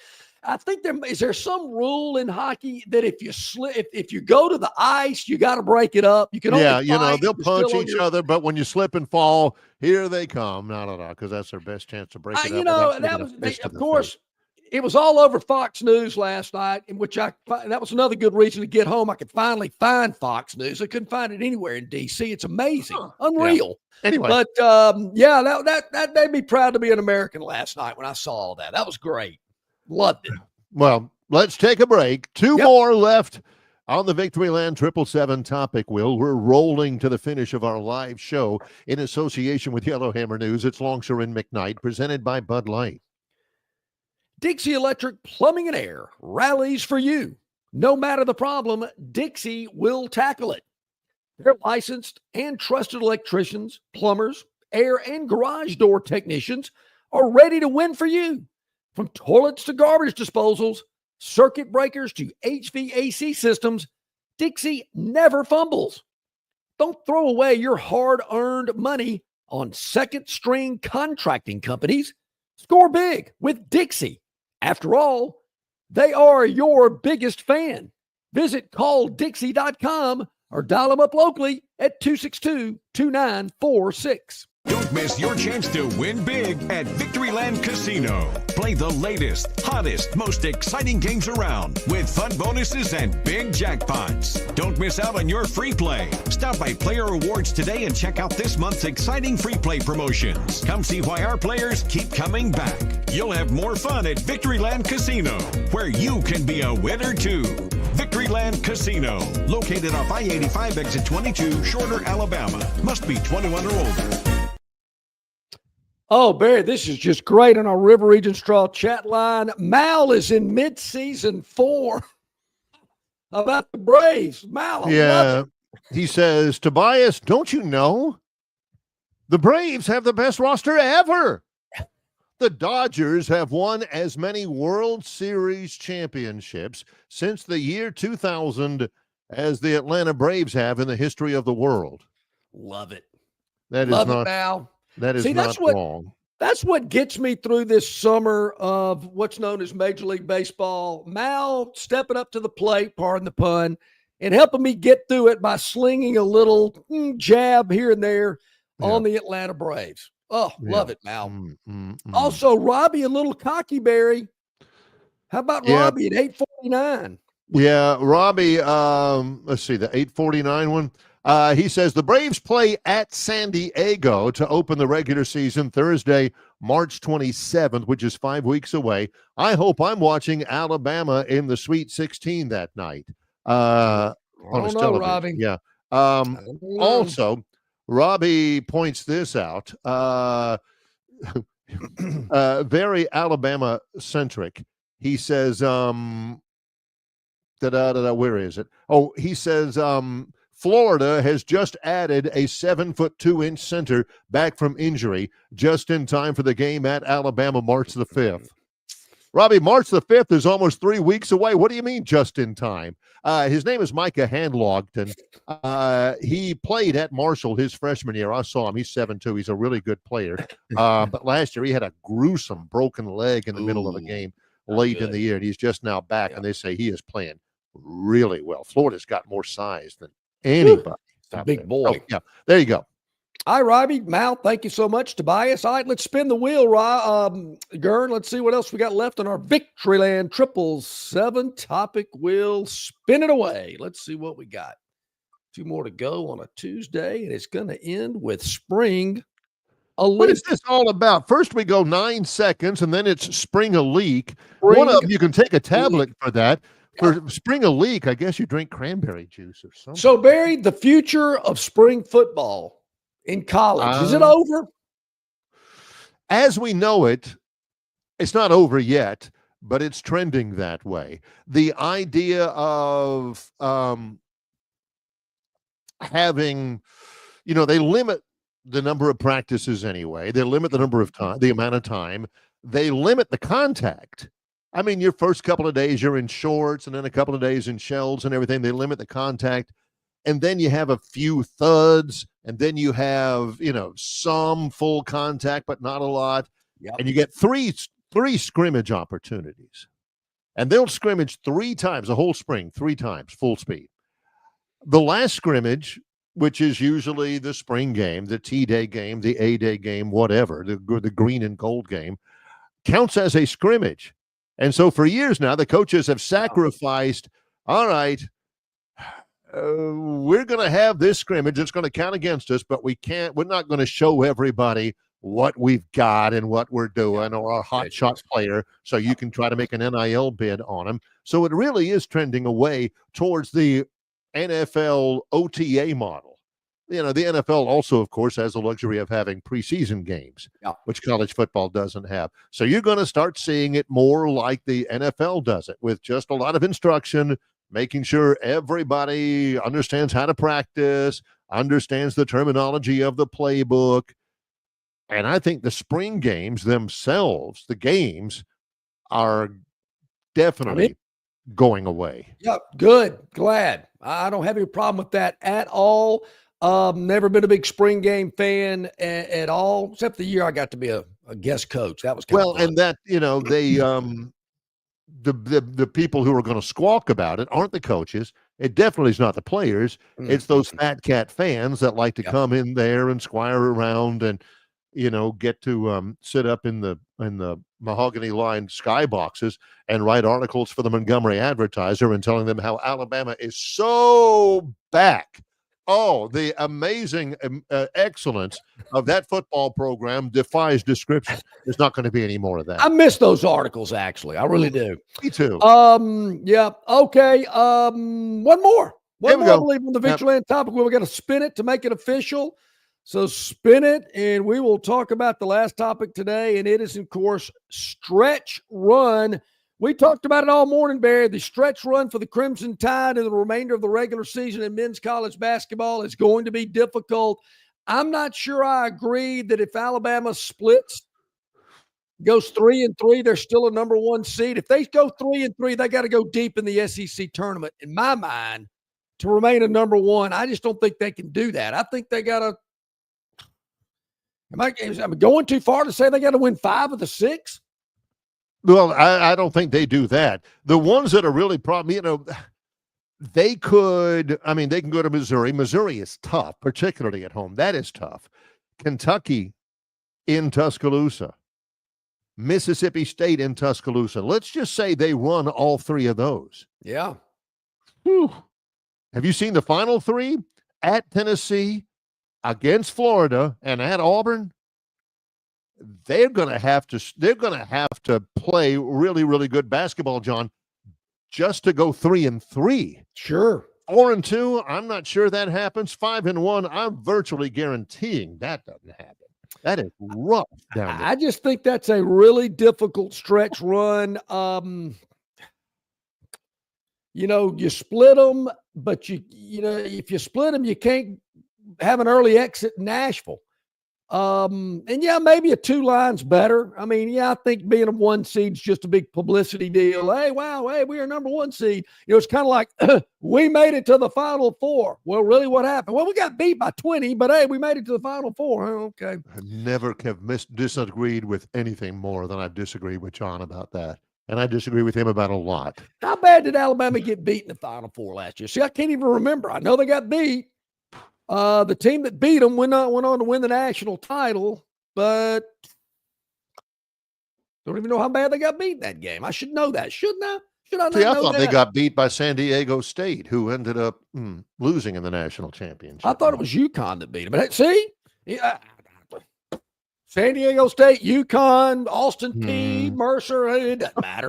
Final Four, overrated. I'm surprised you didn't bring up Abilene Christian. But with that being said, our thanks today, Bryan Matthews, AuburnSports.com, Travis Reier on YouTube, our extraordinary producer, Gurn Jr. Yep. For John Longshore, I'm Barry McKnight. Oh, hey, real quick before we go, Barry, CJ Duncan tomorrow. Yes, CJ Duncan from Yellowhammer News is going to join us. In association with Yellowhammer News, it's Longshore and McKnight, presented by Bud Light.